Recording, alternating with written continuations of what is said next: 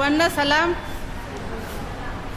आपण आपल्या आजच्या भक्तीला सुरुवात करूया आणि हबक्कूक याचा दुसरा अध्याय आणि 20 प्रमाणे परमेश्वर आपल्या पवित्र मंदिरात आहे, सर्व धरित्री त्याच पुढे स्तब्ध राहो। आपण भक्तिगीताने भक्तीची सुरुवात करूया आणि मी मंडळीला विनंती करीते की त्यांनी उभे राहून देवाला मान व गौरव देत आपले भक्तिगीत जे उपासना संगीतात गीत क्रमांक 20 आहे हे गाऊन आपण देवाचे गौरव करूया।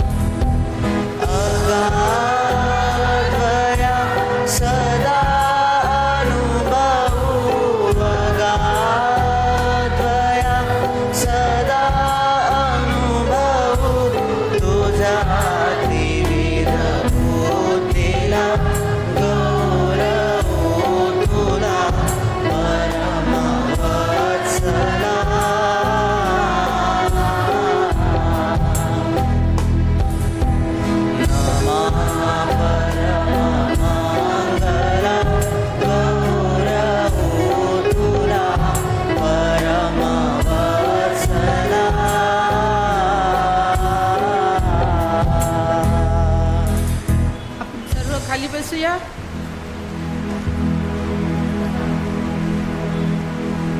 उभे राहून ह्यावेळेस आपण प्रार्थना करूया। हे सकल सृष्टीचे उत्पन्न करते आमच्या उद्धारक देवाप्पा, मान महिमा आणि गौरव हे सर्व काही तुलाच असो, कारण ह्या सर्वांस पात्र असा तू आमचा जिवंत परमेश्वर आहेस आणि ह्यावेळेस परमेश्वरा तू आमच्या भक्ती मंदिरात हजर आहेस असा आमचा पूर्ण विश्वास आहे, कारण तुझं वचन आहे जेथे दोघे किंवा तिघे आहेत तेथे मी आहे।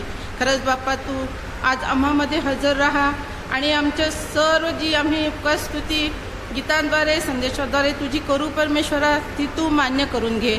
दयाघना जे येण्याच्या मार्गावर असतील परमेश्वरा त्यांना तू सुखरूप येथवर आण आणि परमेश्वर पित्या आम्ही इथे बसलेले आम्हा प्रत्येकावर तू आपला आशीर्वाद दे। आज तू विशेष आम्हासाठी जो राखून ठेवलेला आशीर्वाद आहे तो तू आमच्यावर ओत परमेश्वरा आणि आमचं सहाय्य कर।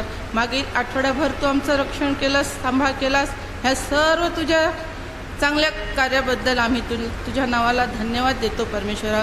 खरंच देवाप्पा तू स्तुतीस पात्र असा आमचा जिवंत परमेश्वर आहेस परमेश्वरा।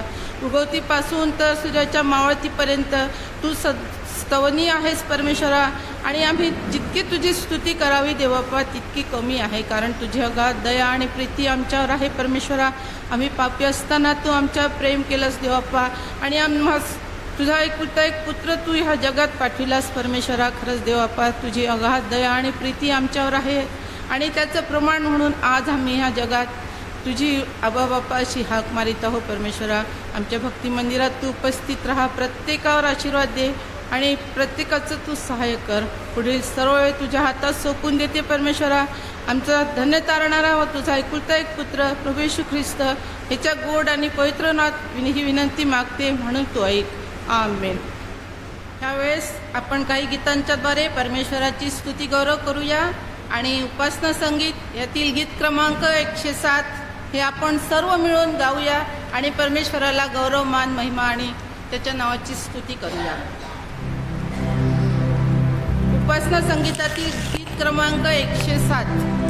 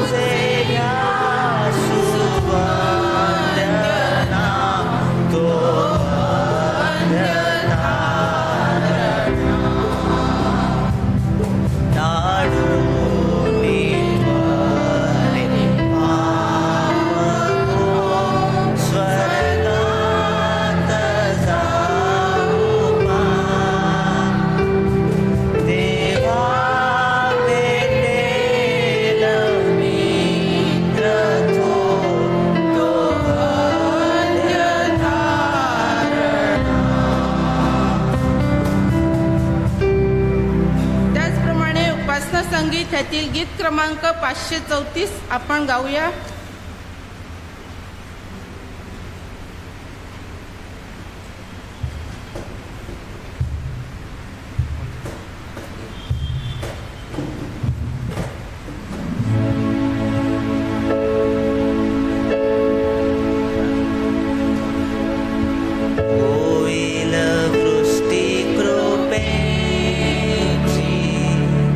ईश प्रेम मुक्ती असे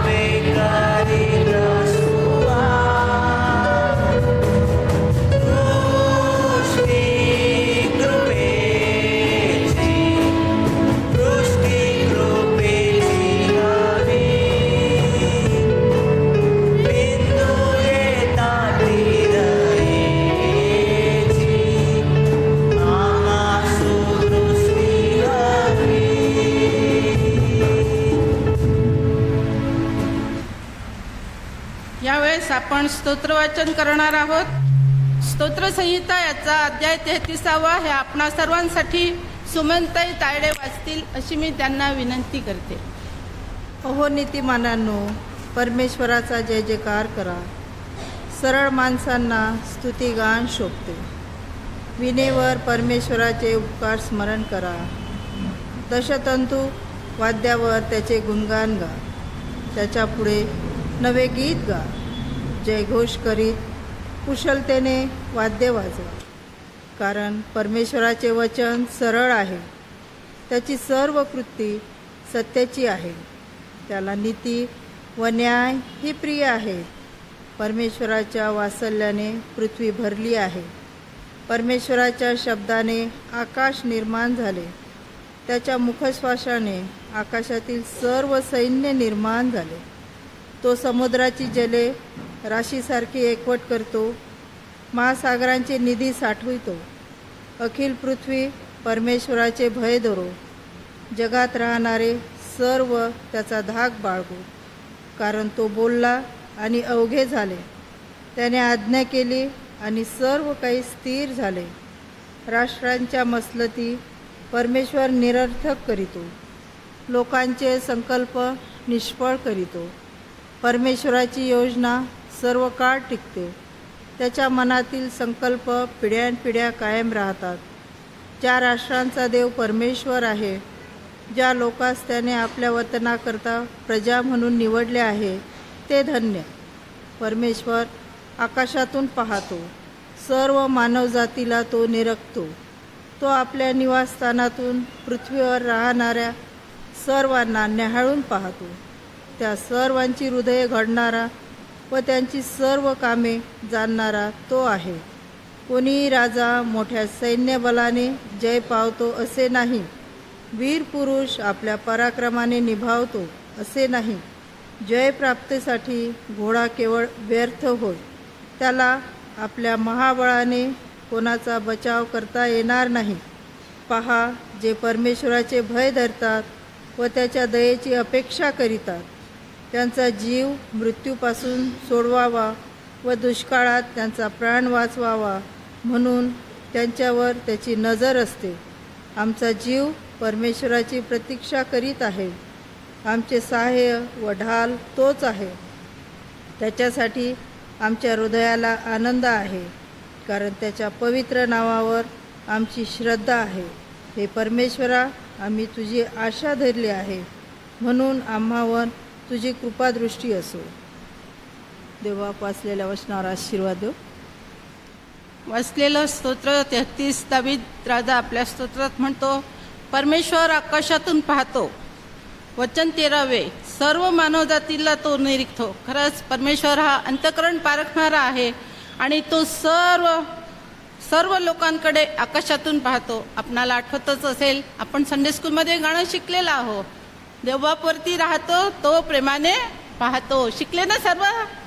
तर तसंच परमेश्वर आजही सर्वांकडे निरखून पाहतो. लहान असो, मोठा असो, वृद्ध असो, म्हातारा असो, प्रत्येकाकडे त्याचं लक्ष आहे. एवढंच नाही तर तो अंतःकरण पारखणारा सुद्धा परमेश्वर आहे.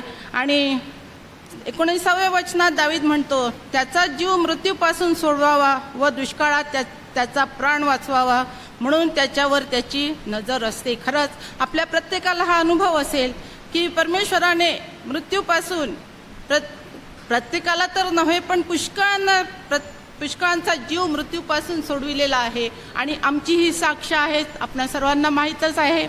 माझ्या मिस्टरांचा जीवसुद्धा परमेश्वराने मृत्यूपासून सोडविलेला आहे आणि ते मृत्यूच्या घरात जाऊन परत आलेले आहेत. ही आमची एक जिवंत साक्ष आहे.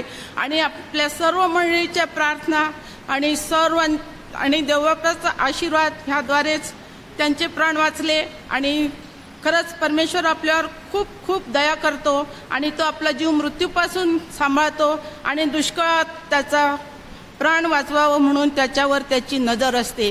गेली 2 वर्षापासून आपण हा दुष्काळाचा काळ अनुभवित आहोत आणि ह्या दुष्काळाच्या परिस्थितीत, लॉकडाऊनच्या परिस्थितीत सुद्धा आपणा सर्वांना परमेश्वराने सांभाळलं आहे, वाचविलं आहे. किती लोकांचं नुकसान झालं. मंदिरं बंद झाली पण आपलं चर्च कधीच बंद पडलं नाही. दुष्काळात सुद्धा, लॉकडाऊनच्या काळात सुद्धा आपल्या पालकसाहेबांनी ऑनलाईनद्वारे आपली सेवा केली आणि देवाचा संदेश प्रत्येकापर्यंत त्यांनी पोहोचविला. मोबाईलच्या द्वारे आपण सर्वांनी तो ऐकलेला आहे आणि त्याच्यात कधीच खंड पडलेला नाही. तर इथे वचन आहे की दुष्काळातही तोच आपलं सहाय्य करतो आणि त्याचा जो मानणं आहे तो आपल्यापर्यंत त्याने पोहोचविलेला आहे. अशी त्याची दया आपल्यावर आहे आणि अगाध त्याची प्रीती आहे. खरंच प्रियांनो, परमेश्वराचं हे जे वचन आहे, प्रत्येक वचनात खूप अर्थभरित असं हे वचन आहे आणि आपण रोज ते वाचलं तर आपल्याला त्याच्यापासून रोजची भाकर मिळते आणि त्यापासून आपल्याला सार्वकालिक जीवनसुद्धा मिळते. आणि हे परमेश्वराचं जे अन्न आहे हे आपण दर रविवारीच नव्हे तर रोज सेवन करावं. आता आपण काही गीतांच्या द्वारे देवाची स्तुती आराधना करूया आणि ज्या आपल्याच महिलांमधून जो आपला महिला संघ आहे त्यातूनच एक छोटासा ग्रुप आहे महिलांचा आणि त्या पुढे येतील आणि देवाची स्तुती आराधना करतील आणि त्यांच्यासोबत आपण सर्वांनी सुद्धा परमेश्वराची स्तुती आराधना करण्याकरिता गीतं गावीत अशी मी विनंती करते. सर्व महिलांना महिला दिनाच्या हार्दिक शुभेच्छा. मी परमेश्वराचा आभार मानते की त्यांनी आमच्या महिलांना ही स्तुती आराधना करण्याची संधी दिलेली आहे. काही गीतांच्या द्वारे आपण परमेश्वराची आराधना करणार आहोत.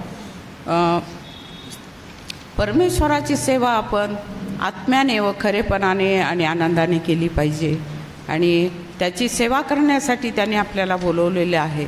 आणि काही जे गीत आहे ते आपण यावेळेस गाणार आहोत. उपासना संगीत 533 नंबरचं गीत आहे, तू बोलाविले सेवा कराया प्रभू आलो आनंदे.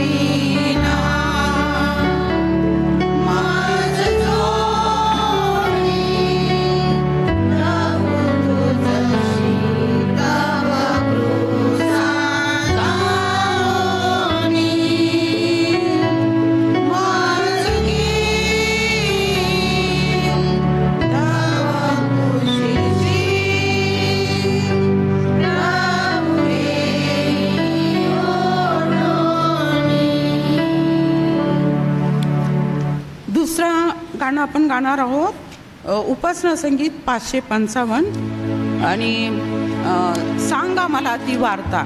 आणि या ठिकाणी गीतकार म्हणतात की ती वार्ता मला सांगा आणि ती ऐकायला मला खूप आवडेल. आणि ती वार्ता म्हणजे कोणती? येशूची प्रीती सांगा, येशूची प्रीती सांगा. त्याने आमच्यावर जी प्रीती केली, तो स्वर्गातून आला, या पृथ्वीवर तो आला आणि त्याने आपला प्राण दिला. आणि ज्याची लांबी, रुंदी, खोली, उंची ही कोणालाही मोजता येणार नाही, एवढी प्रीती त्याने आमच्यावर केली. म्हणून आपण हे गीत गावं की सांगा मला ती वार्ता की येशू कृपावान. सांगा मला ती वार्ता की येशू कृपावान. जगी आणि जग झालं सोडून सौख्य सांगाची निसानी की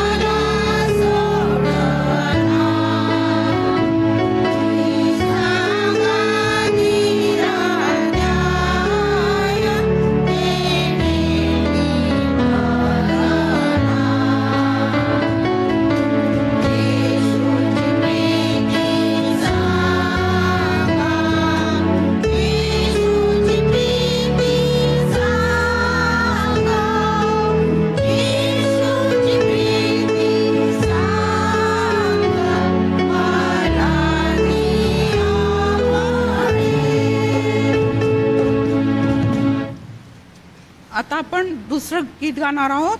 हिंदी गीत आहे, नारे लगाओ और गाओ रे.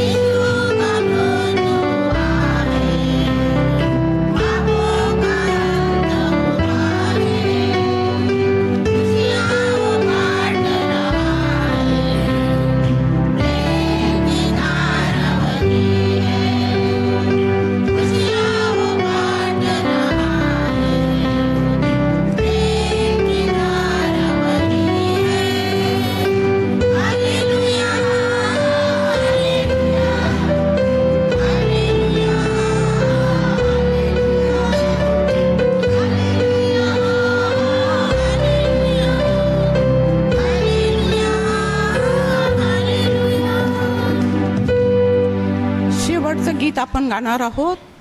आणि एक मनुष्य होता आणि त्याची बायको मरण पावली आणि तो खूप दुःखी झाला. त्याला वाटलं की आता मला आधार देण्यासाठी कोणीही राहिलं नाही. तो एका ठिकाणी एका डोंगरावर जाऊन बसला आणि तो निराश झालेला होता. पण येशूची वाणी त्याच्याकडे आली आणि तो म्हणाला की तू निराश होऊ नको, तू दुःखी होऊ नको, कारण तुझं सर्व दुःख, तुझं सर्व ओझं मी माझ्यावर घेतलेलं आहे. आपण गीत गाणार आहोत. कोण मित्र येशूवानी सारे ओझे वाया. गीत नंबर 117 उपासना संगीत.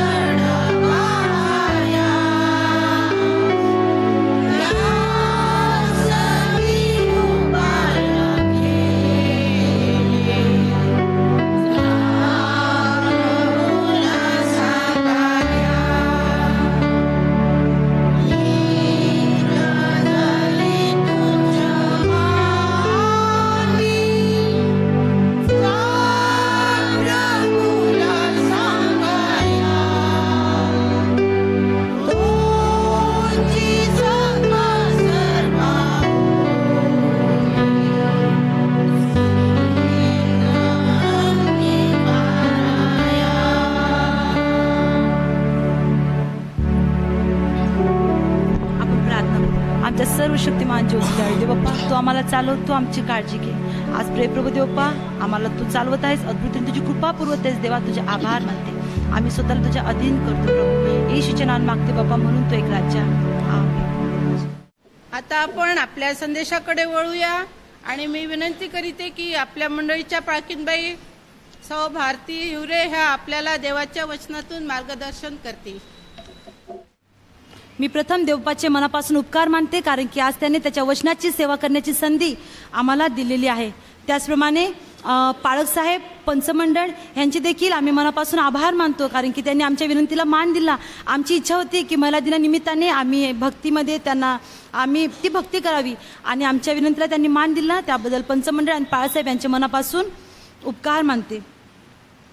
आपल्या सर्वांना माहिती आहे, मार्च महिना सुरू झालेला आहे आणि ह्या मार्च महिन्यामध्ये आपल्यासमोर जे पुस्तक आपण ठेवलेलं आहे ते पुस्तक आहे निर्गम ह्याचं पुस्तक आपण समोर ठेवलेलं आहे आणि ह्या महिन्यामध्ये आपण ह्या पुस्तकातूनच अभ्यास करणार आहोत. आणि म्हणून आज देवाच्या वचनातून बोलत असताना मी निर्गमाचं पुस्तकच हे निवडलेलं आहे. निर्गम पुस्तकाची जर आम्ही माहिती पाहिली तर ती याप्रमाणे आम्हाला करता येईल. निर्गम म्हणजे बाहेर निघणे. निर्गम म्हणजे बाहेर निघणे. निर्गम याचा जो लेखक आहे तो आहे मोशे. निर्गम पुस्तकाचा मुख्य व्यक्ती देखील मोशे ह्या ठिकाणी आम्हाला पाहायला मिळतो. निर्गम पुस्तकाचे मुख्य 2 भाग पडतात आणि ते 2 भाग असे. पहिला जो भाग आहे तो आहे वैयक्तिक अनुभवातून देवाला ओळखणे. वैयक्तिक अनुभवातून देवाला ओळखणे. आणि जो दुसरा भाग आहे तो आहे योसेफाच्या मृत्यूपासून ते निवास मंडप उभारण्यापर्यंत. अशा प्रकारे निर्गम पुस्तकाची मांडणी ह्या ठिकाणी आम्हाला केलेली दिसत आहे. वचनाकडे जाण्याआधी आपण प्रार्थनेने सुरुवात करूया. आमच्या सर्व शक्तिमान जिवंत दयाळू देव बाप्पा, पुन्हा एकदा प्रभू आम्ही तुझ्या अधीन होतो राजा. प्रिय प्रभू देव बाप्पा, तू आम्हाला जाणतोस, तू आम्हाला ओळखतोस आणि म्हणून देव बाप्पा ह्या वेळेला तू आम्हाला तू ओळखतोस. म्हणून प्रभू आम्ही तुझ्या समोर आहो राजा. आमच्या जीवनामध्ये देव बाप्पा ज्या काही कमी आहेत प्रभू देव बाप्पा, ज्या उणीव आहेत बाप्पा, ह्या क्षणाला ते तू भरून काढ. आणि तुझं वचन ऐकत असताना प्रभू, मी वचन सांगत असताना माझ्या ओठाच्या जिभेला तू स्पर्श कर आणि आम्हा ऐकणाऱ्या प्रत्येका संगती आज तू अद्भुत रीतीने बोल प्रभू. आणि तुझं अद्भुत हे वचन आमच्या जीवनावर देव बाप्पा एक आमच्यासाठी कृतीमध्ये ते ओतल्या जाईल असल्या प्रकारचं कार्य आज आम्ही देव बाप्पा आमच्या मंडळीमध्ये बघत आहोत प्रभू. सहाय्य कर प्रभू देव बाप्पा. आम्ही आमचं लक्ष तुझ्याकडे लावतो राजे. प्रार्थना येशूच्या नावाने केली म्हणून तो एक राजा बाप्पा. आमेन. आजचा जो शास्त्रभाग मी निवडलेला आहे तो आहे निर्गम याचा 4था अध्याय 1 ते 5 वचनं आणि 10 ते 17 ही वचने. निर्गम 4 1 ते 5 आणि 10 ते 17 ही वचने मी आपल्यासाठी वाचून दाखवते. तेव्हा मोशेने उत्तर दिले, पण ते माझा विश्वास धरणार नाहीत व माझे म्हणणे ऐकणार नाहीत. ते म्हणतील, परमेश्वराने तुला दर्शनच दिले नाही. तेव्हा परमेश्वर त्याला म्हणाला, तुझ्या हाती ते काय आहे? तो म्हणाला, काठी आहे. त्याने म्हटले, ती जमिनीवर टाक. ती त्याने टाकताच तिचा साप झाला. त्यास पाहून मोशे पळाला. परमेश्वराने मोशेला सांगितले, आपला हात पुढे करून त्याचं शेपूट धर. त्याने हात पुढे करून ते धरिले. तो त्या सापाची त्याच्या हातात काठी झाली. ह्यावरून ते विश्वास धरतील की त्यांच्या पूर्वजांचा देव, अब्राहमाचा देव, इसाकाचा देव, याकोबाचा देव परमेश्वर ह्याने तुला दर्शन दिले आहे. 10 पासून तर 17 पर्यंत पुन्हा एकदा. तेव्हा मोशे परमेश्वराला म्हणाला, प्रभू, मी बोलका नाही, पूर्वीही नव्हतो, व तू आपल्या दासापाशी बोललास तेव्हापासून नाही, तर मी मुखाचा जड व जिभेचा जड आहे. तेव्हा परमेश्वर त्यास म्हणाला, मनुष्याचे तोंड कोणी केले? मनुष्यास मुका, बहिरा, डोळस किंवा आंधळा कोण करतो? मी परमेश्वर की नाही? तर आता जा, तुझ्या मुखास सहाय्य होईल आणि तू काय बोलायचे हे तुला शिकवील. तेव्हा तो म्हणाला, हे प्रभू, तुझ्या मर्जीस येईल त्यांच्या हस्ते त्यास संदेश पाठव. मग मोशेवर परमेश्वराचा राग भडकला व तो त्यास म्हणाला, लेवी अहरोन तुझा भाऊ नव्हे काय? त्याला चांगले बोलता येते हे मला ठाऊक आहे. पहा, तो तुला भेटावयास येत आहे. तुला पाहून त्याला आनंद होईल. तू त्याचपाशी बोलून त्याच्या मुखात शब्द घाल. मी त्याच्या व तुझ्या मुखाने सहाय्य होईल आणि तुम्ही काय करायचे ते तुम्हा शिकवीन. तो तुझ्यातर्फे लोकांशी बोलेल. तो तुझं मुख होईल आणि तू त्याला देवाच्या ठिकाणी होशील. तू आपल्या हातात ही काठी घे, हे चिन्ह करून दाखव. देवा वाचलेल्या वचनावर आशीर्वाद देव. ह्या ठिकाणी जो आज मी विषय निवडलेला आहे देवाच्या वचनामधून, तो आहे काठी. इथं मला नाही वाटत की कोणी असं व्यक्ती बसलेले आहे की त्यांनी काठी बघितलेली नाही आहे. काठी ही आपल्या रोजच्या जीवनामध्ये वापरण्यात येणारी, पाहण्यात येणारी अशी ही काठी. आणि ह्या काठीचा ज्यावेळेस आम्ही उपयोग बघतो त्यावेळेस धनगर राहिले, शेतकरी, मेंढपाळ यांच्या हातामध्ये आम्हाला ही काठी पाहायला मिळते. विशेष करून ज्यांना चालायला आधाराची गरज लागते त्यांना सुद्धा ह्या काठीची गरज लागते. त्याच्या आधाराने ते चालू शकतात. आज परमेश्वराच्या वचनातून आपण काठीबद्दलच बघणार आहोत. आज मला तुमच्या समोर 3 व्यक्तींच्या काठ्या ठेवायच्या आहे. एक आहे मोशेची काठी, दुसरी आहे अहरोनाची काठी आणि तिसरी आहे परमेश्वराची काठी. त्या 3 काठ्यांवर आज आपण बघण्याचा प्रयत्न करू. पण आज माझ्या ह्या काठी विषयाकडे जाण्या अगोदर मला तुम्हाला मोशेच्या, त्याला देवबापाने पाचारण करण्याच्या अगोदर त्याच्या जीवनाकडे मला तुम्हाला घेऊन जायचं आहे की देवबापाने कशा प्रकारे मोशेला तयार केलं आणि कशा प्रकारे देवबापाने त्याच्या जीवनामध्ये त्याचा उद्देश पूर्ण केलेला आहे. जर आपण असं म्हटलं की परमेश्वर देवबापाने मोशेला त्याच्या जन्माच्या आधीच निवडलेलं होतं तर याच्यामध्ये काही वावगं ठरणार नाही. परमेश्वर देवबापाने मोशेला त्याच्या जन्माच्या आधीच त्याला इस्रायल लोकांच्या सुटकेसाठी परमेश्वराने निवडून अल्लाह केलेलं आम्हाला ह्या ठिकाणी पाहायला भेटतं. जर आम्ही मोशेच्या जीवनामधल्या काही घडामोडी बघितल्या तर आमच्या लक्षात येईल परमेश्वराने अब्रामाला आशीर्वाद दिला आणि त्याचं आम्ही हे बघतो की इस्रायल लोक हे बहुगुणित झाले, त्यांची वृद्धी झाली आणि ते संख्येने वाढत गेले. अशा परिस्थितीमध्ये फारो राजाची नजर ही इस्रायल लोकांवर पडली आणि त्याने पाहिलं की हे राष्ट्र बलिष्ठ आहे, हे बलाढ्य आहे, संख्येने खूप मोठं आहे. आणि म्हणून त्या ठिकाणी त्याने काय केलं, हुकूम दिला की इस्रायलामध्ये जे बाळ जन्माला येईल, जो मुलगा जन्माला येईल त्याला मारून टाकायचं. आणि अशा कठीण परिस्थितीमध्ये लेवी वंशामध्ये मोशेचा जन्म झालेला आम्ही बघतो. मोशेचा जन्म लेवी वंशामध्ये झाला. योगबेद त्याची आई, हिने आपल्या बाळाला वाचवण्यासाठी, एक आई ह्या नात्याने पूर्ण तिने त्या बाळाला वाचवण्यासाठी तयारी केली.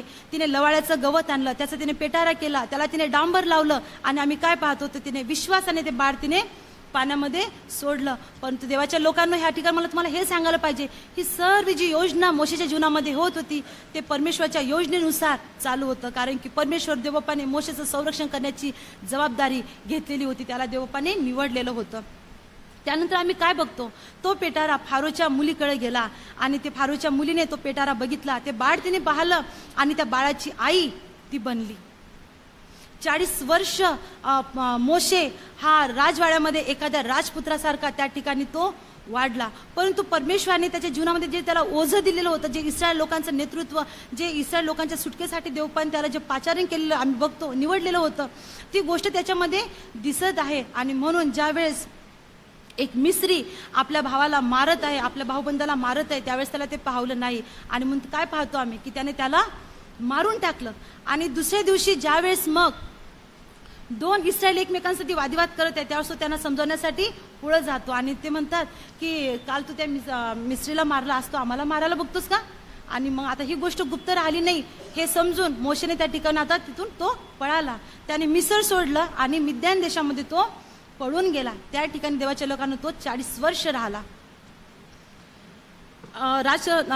त्यांनी जे फारोच्या महालामध्ये जे 40 वर्ष घालवले आणि आता मिद्यानामध्ये 40 वर्ष, असा 80 वर्षाचा काळ, बराच मोठा काळ हा याच्यामधून निघून गेला. परंतु आज मला तुम्हाला सांगायचं आहे, परमेश्वराची योजना मोशेसाठी जी होती त्याच्यामध्ये कोणताही बदल झालेला नाही. परमेश्वराची योजना ही मोशेसाठी अटळ असलेली आम्ही ह्या ठिकाणी बघत आहोत. आणि मग जी वेळ परमेश्वर देवबापाने मोशेच्या जीवनासाठी ठरवली होती की त्याला ते पाचारण द्यायचं आहे, त्याला ती जबाबदारी सांगायची आहे.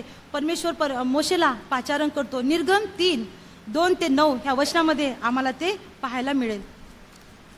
निर्गम 3:2 ते 9 वचनामध्ये आम्ही बघतो की अग्निज्वालेतून, जळत्या झुडपातून परमेश्वर देवबापाने मोशेला दर्शन दिलं. परमेश्वर मोशेला म्हणतो, मी तुझ्या पित्याचा देव आहे, मी अब्रामाचा देव, इसाकाचा देव, याकोबाचा देव आहे. मिस्र देशामध्ये असलेल्या माझ्या लोकांची विपत्ती मी पाहिलेली आहे, मी त्यांचा आक्रोश ऐकलेला आहे, मी त्यांचे क्लेश जाणून आहे. इस्रायलचा आक्रोश माझ्यापर्यंत मोशे आलेला आहे आणि म्हणून तुला आता काय करायचं आहे, तुला इस्रायल वंशजाला मिस्रातून काढून कनान देशाच्या दुधामधाच्या देशामध्ये तुला त्याला घेऊन जायचं आहे. परमेश्वर देवबापाने जे त्याला पाचारण ज्या कामासाठी निवडलेलं होतं ते काम परमेश्वर ह्या ठिकाणी त्याला सोपवत आहे. पण शेवटी आम्ही मानव आहोत. ह्या ठिकाणी आम्ही मोशेच्या जीवनामध्ये काय पाहतो? तो परमेश्वराच्या पाचारणाला योग्य प्रतिसाद देत नाही. ह्या ठिकाणी तो परमेश्वराला कारण सांगत असताना आम्हाला ह्या ठिकाणी तो पाहायला मिळत आहे. जर आम्ही त्याची कारणांची लिस्ट पाहिली तर तो परमेश्वराला कारण देत असताना माहिती काय म्हणतो? तो म्हणतो, मोशे देवाला म्हणतो, फारोकडे जाऊन इस्रायल वंशजाला आणणारा देवा मी कोण आहे? मी कोण आहे की मी त्या इस्रायल लोकांना त्याच्यामधून काढणार आहे? पुन्हा तो परमेश्वराला कारण विचारत असताना म्हणतो, त्यांनी मला जर तुझं नाव विचारलं देवबापा तर मी त्यांना तुझं काय नाव सांगू? परमेश्वर देवबाप त्याला वारंवार ही गोष्ट सांगत आहे की मी तुझ्या पूर्वजांचा देव आहे, मी अब्राहम, इसाक, याकोबाचा मी देव आहे. आणि तरी तो त्या ठिकाणी त्याला कारणामध्ये सांगत आहे की प्रभू मी त्यांना तुझं नाव काय सांगू? पुन्हा कारण देत असताना तो म्हणतो, त्यांनी माझं ऐकलं नाही तर? आणि पुन्हा तो कारण देताना बोलतो, प्रभू मी तर बोल का नाही, मी जड जिभेचा आहे, जड ओठाचा आहे, मग मी इस्रायल वंशजाला कसं काय काढणार आहे? मी त्यांचं नेतृत्व कसं करणार आहे? आणि शेवटी तो पुन्हा प्रभूला म्हणतो, एक काम कर ना प्रभू, मग तुझ्या मर्जी, मी तर नाही करू शकत हे काम, तुझ्या मर्जीस येईल अशा व्यक्तीला तू पाठव आणि त्यांच्या हाताने तू त्यांना संदेश पाठव. ह्या ठिकाणी मोशेचा एक मानवी स्वभाव आमच्या समोर दिसत आहे. आणि प्रियांनो, आम्ही काय बघतो? परमेश्वराचा राग मोशेवर भडकला. परमेश्वराचा राग मोशेवर भडकला. कारण की परमेश्वराचा राग मोशेवर ह्यासाठी भडकला की परमेश्वर त्याला जे काही इतका वेळ सांगत आहे तो प्रत्येक त्याच्या बोलण्यामध्ये त्याचा विश्वास तो वाढवत आहे. त्याने ते देवपान त्याला जी जबाबदारी दिलेली आहे त्या जबाबदारीमध्ये त्याने ते कायम राहावं, त्याला स्फूर्ती मिळावी म्हणून परमेश्वर त्याला त्या गोष्टी सांगत आहे.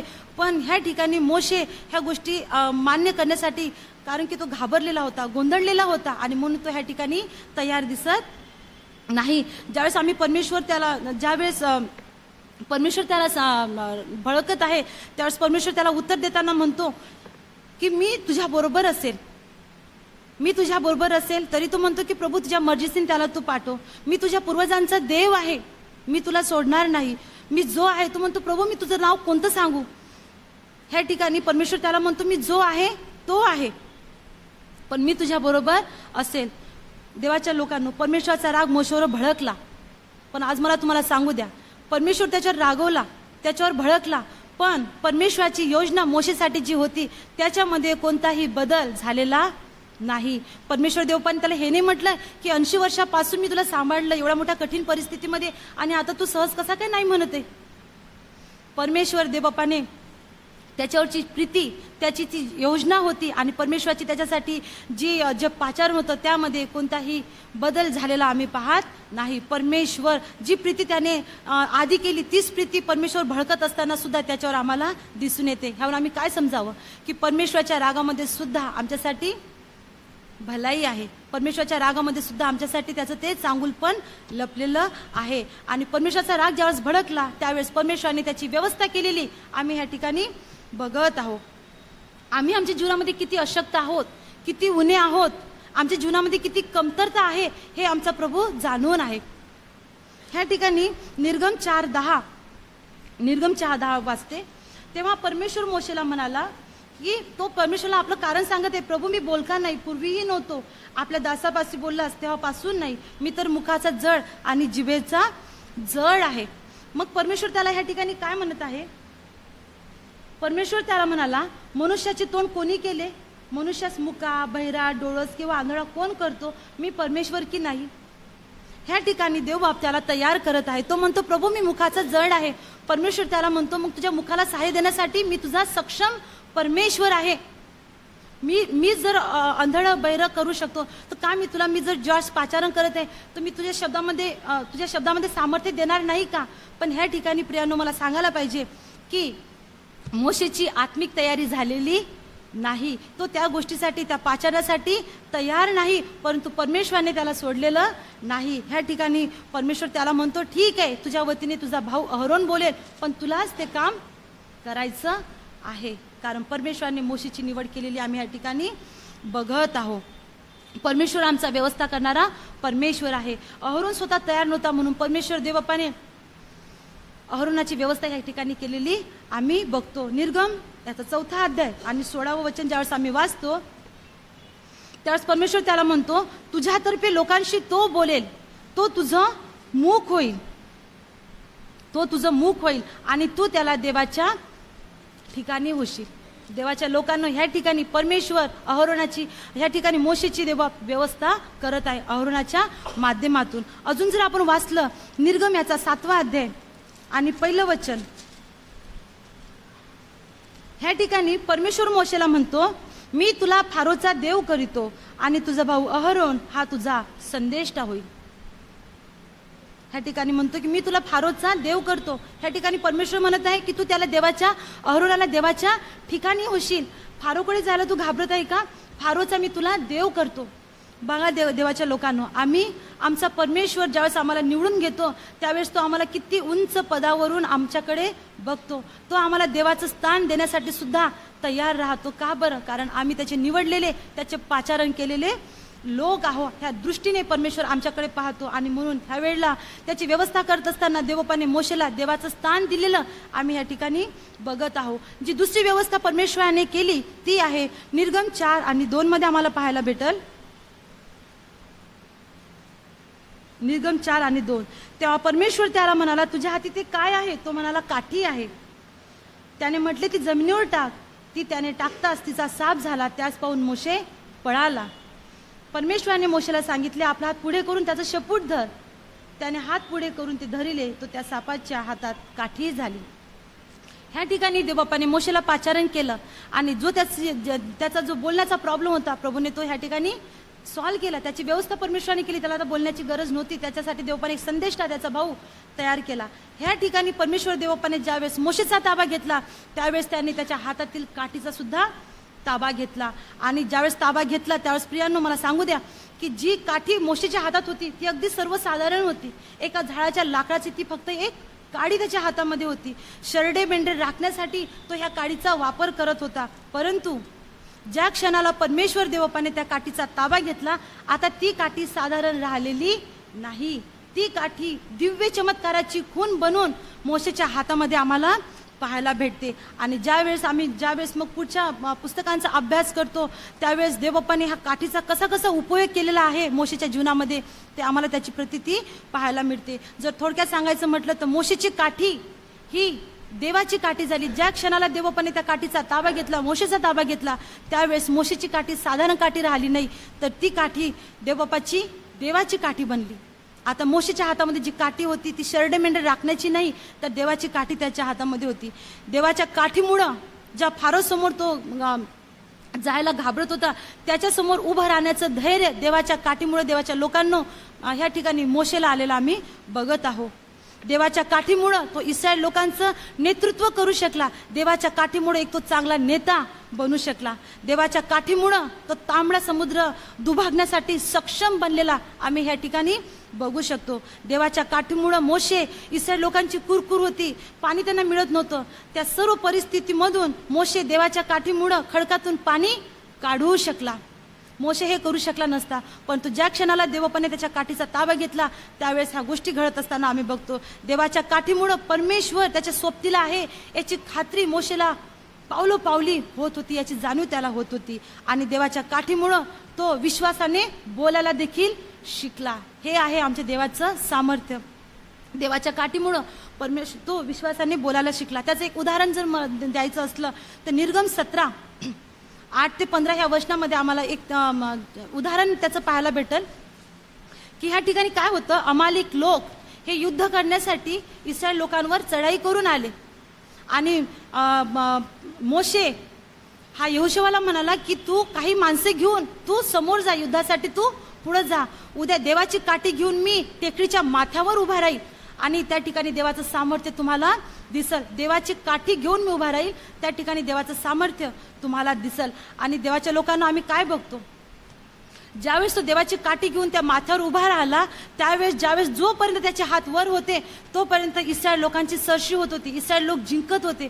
पण ज्यावेळेस त्याचे हात भरून येत होते, ज्यावेळेस त्याचा हात खाली येत होता त्यावेळेस मात्र अमालिकी लोक हे जिंकत होते. आणि ही गोष्ट हूर आणि अहरोनने बघितली. त्यांनी काय केलं, मोशेला एका दगडावर बसवलं आणि सूर्य मावळेपर्यंत परमेश्वराच्या काठीचे दोन्ही हात त्यांनी वर पकडून ठेवले आणि आम्ही बघतो की विजय त्या ठिकाणी इस्रायल लोकांना मिळालेला आहे.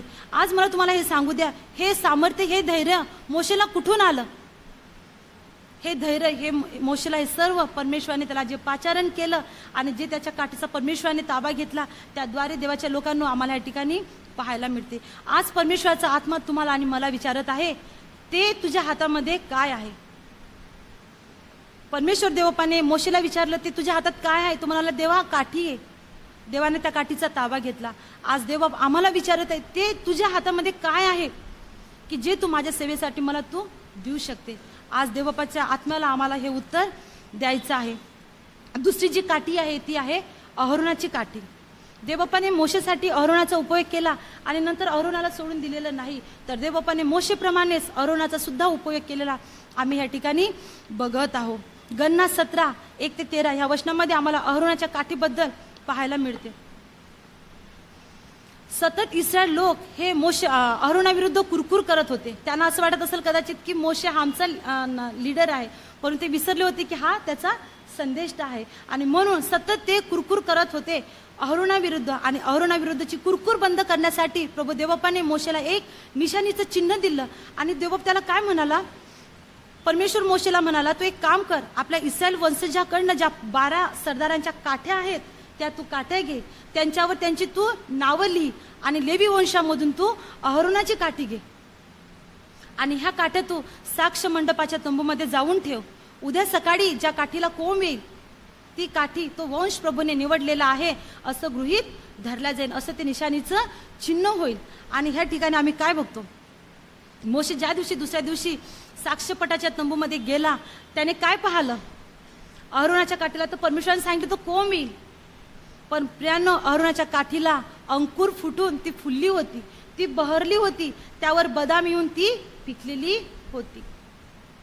किती अद्भुत हे देवाचं आमच्या जीवनामध्ये काम आहे. वाळलेली काठी जी शरड मेंढर राखण्यासाठी मोशेच्या अहरोनाच्या हातात होती, देवबापाने त्या काठीचा उपयोग केला. परमेश्वराने त्या काठीला बहरलं, फुलवलं, त्याला फळ आलं आणि ते फळ पिकलं सुद्धा. आम्हाला तुम्हाला हे सांगायचं आहे की परमेश्वर आमच्या जीवनामध्ये जे काही आम्हाला देतो ना, जर आम्ही ते ओळखलं तर परमेश्वर आम्हाला फलद्रूप करणारा परमेश्वर आहे, फळ देणारे लेकरं बनवणारा परमेश्वर आम्हाला तो आहे.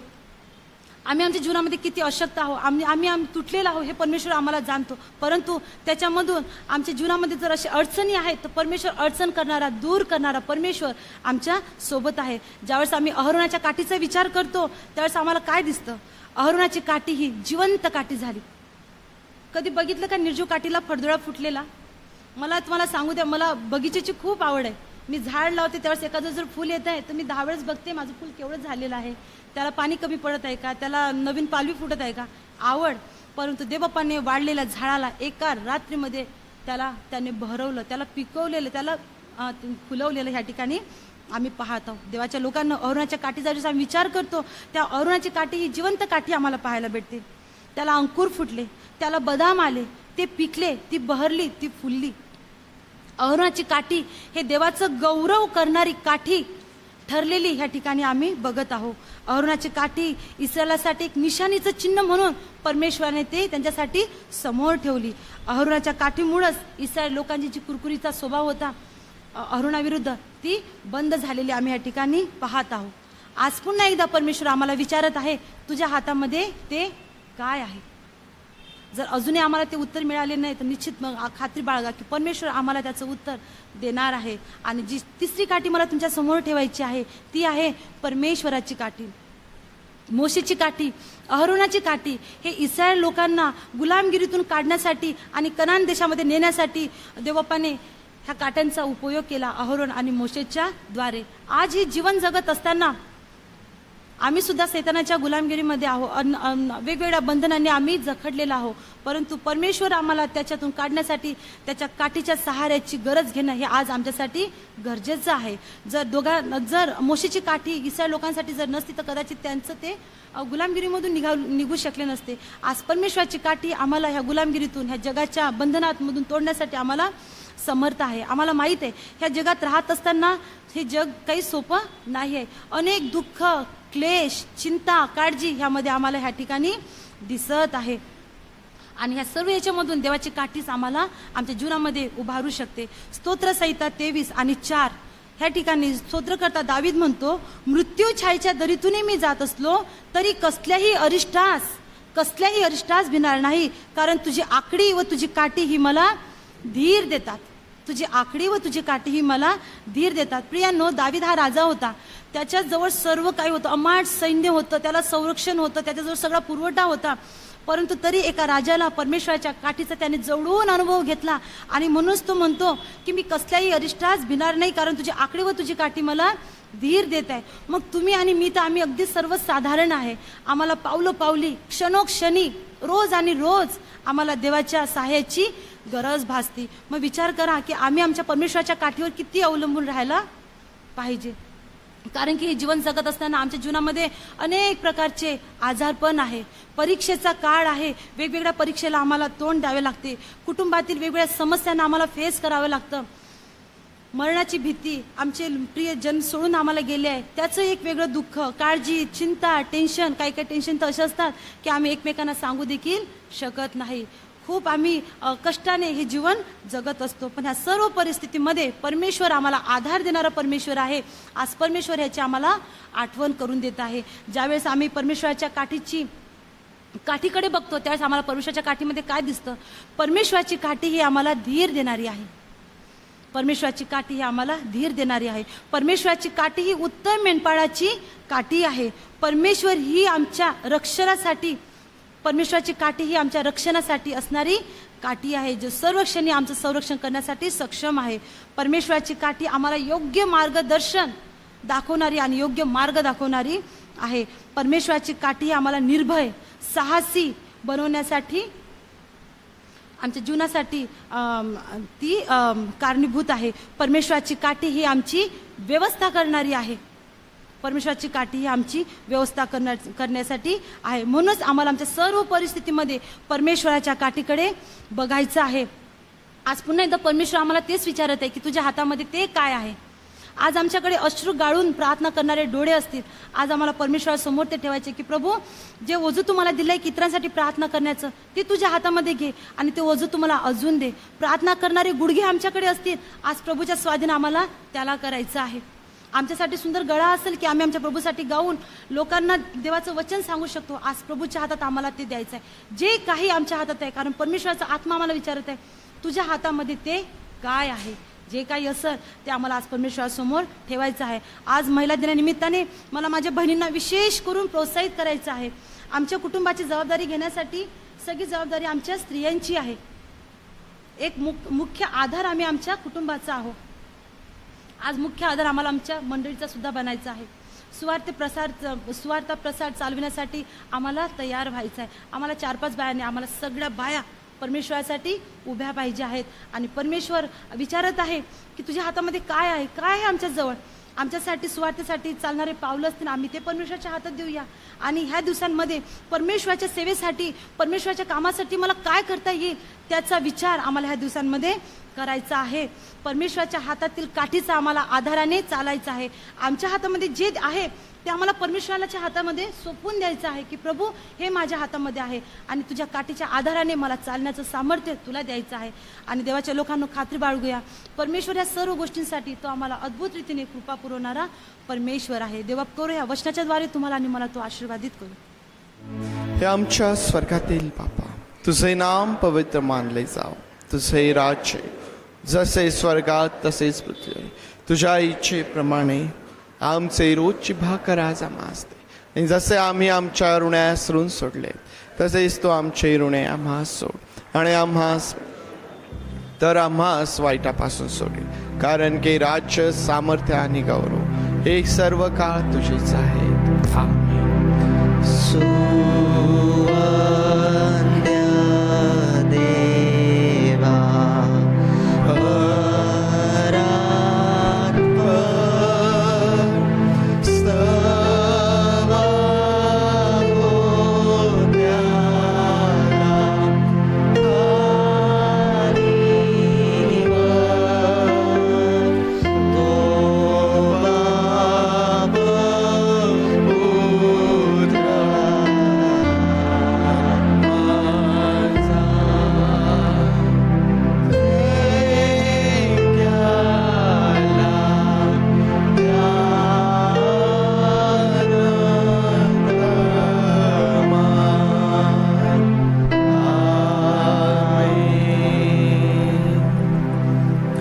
आता प्रभू येशू ख्रिस्ताची कृपा, देव बापाची प्रीती आणि पवित्र आत्म्याची सुसंगती तुम्हा बरोबर प्रभू येशू ख्रिस्त येईपर्यंत सदोदित असो.